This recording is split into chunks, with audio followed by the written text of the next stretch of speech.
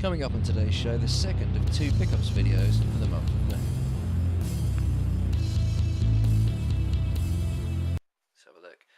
Haven, this is a Traveller's Tales developed sort of third-person action adventure for the PS2.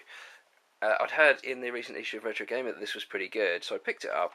Haven't had much of a shot at it yet. Loaded up the intro. Gameplay feels pretty good. Controls are nice and loose. The jumping's really tight. Voice acting, not so hot, but, I mean, I'm into Traveller's Tales games, and this does look quite interesting. The problem with these games is there were so many 3D action platformers in that era, the sort of 6th generation of the PS2 and the Xbox and the GameCube, that, you know, a lot of them just sort of pass you by, and I thought, you know, just consider them redundant. But I'm hoping this is one of the better ones, and it's, you know, if they say it is, generally I put a lot of faith in their word, so hopefully that back again with my pickups for the month of May.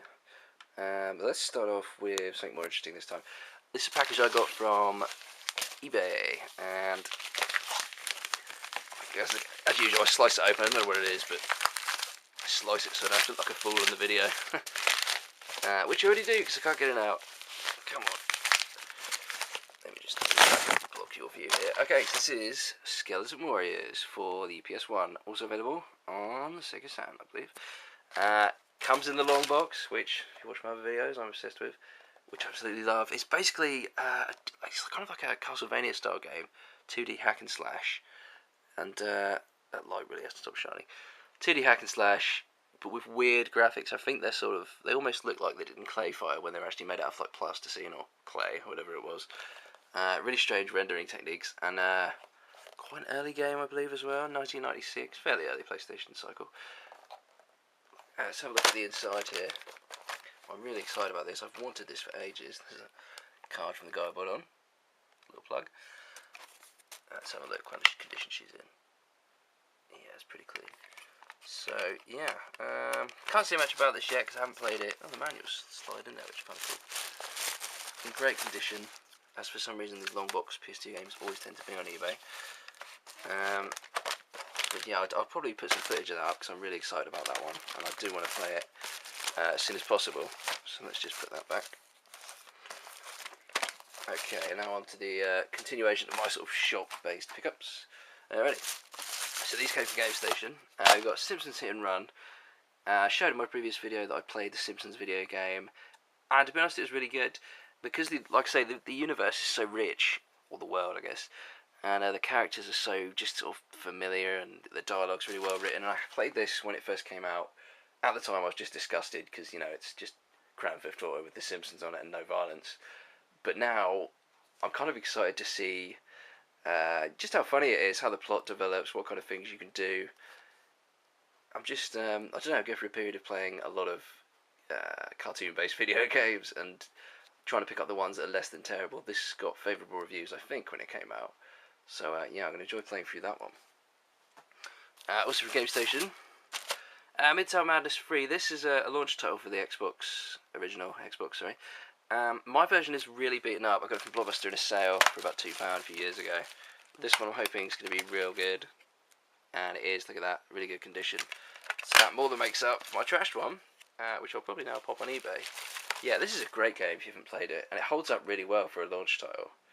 I don't know what happened to the Midtown Madness series. I think it was made by Microsoft, and they just kind of stopped after 3, to my knowledge. Unless there was a 4th PC-only one, but for 99p, it's an absolute steal in great condition. And like I say, it's a really good game. What else do we have in here? Sid Meiers Pirates. I've never actually played through this, but it got such rave reviews, and it's still looked upon favourably now, so I really want to have a go at that, just to see what all the fuss is about. I like Sid Meier's games. I like Civilization. I thought Civilization Revolution was absolutely brilliant.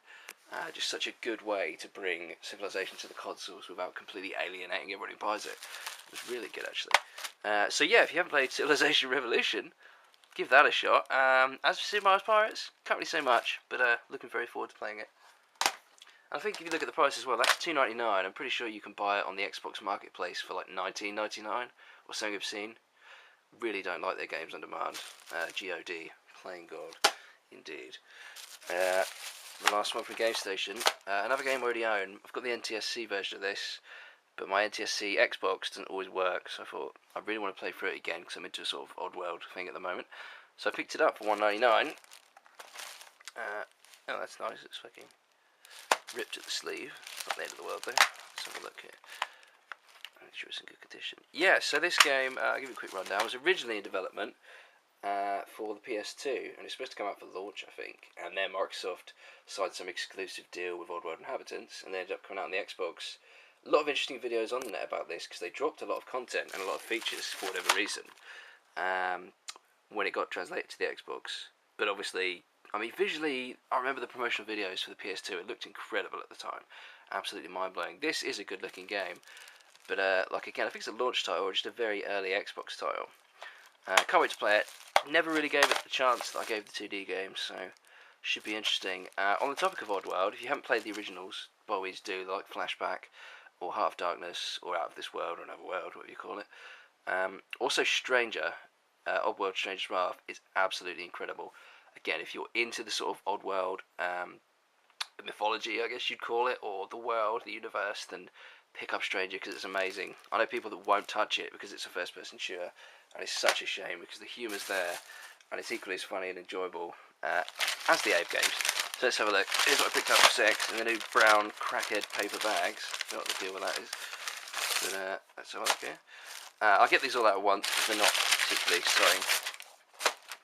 Basically, wanted to check out some first-person shooters on the original Xbox, so I picked up these 3 Medal of Honor games. Not much else to say. I haven't played these before. I know they received sort of decent reviews, like 80% kind of thing across the board. The price wasn't brilliant on that one, £4. And what's really annoying is they had 2 copies, and they go give me the one with no manual. Awesome. Yeah, so I'm just going to play through these primarily to see what happens in terms of technological improvements, because I think these all came out one after the other. So it's just nice to see how they developed or improved the games. Develop the graphics, improve the gameplay. Just that kind of thing. That always sort of interests me to see where a series has started and where it goes. So yeah, again, not much to say about those. Don't know much about them. Obviously, the World War II shooters. Everyone knows the gist of Medal of Honor, and it's no different there. So let's get all these out. Here's the last 2. I picked up Rygar for the Wii. I've wanted to get this to the PlayStation 2 for ages, but it's only 50 Hz, the PAL version. And the Wii version, I think, was slightly improved. So, bits were remade, stuff was added, the graphics are better. Hopefully, you don't have to use the Wii controls, and that'll be fantastic. If you do, then I'm going to be bummed and probably sell it and just get the American version of the PS2 one, but I hope it doesn't come to that. And there she is. That looks in good condition. I hope so. Yeah. I think the issue with this was when it came out, there was no God of War, and it was a sort of extraordinary, again, third-person action game.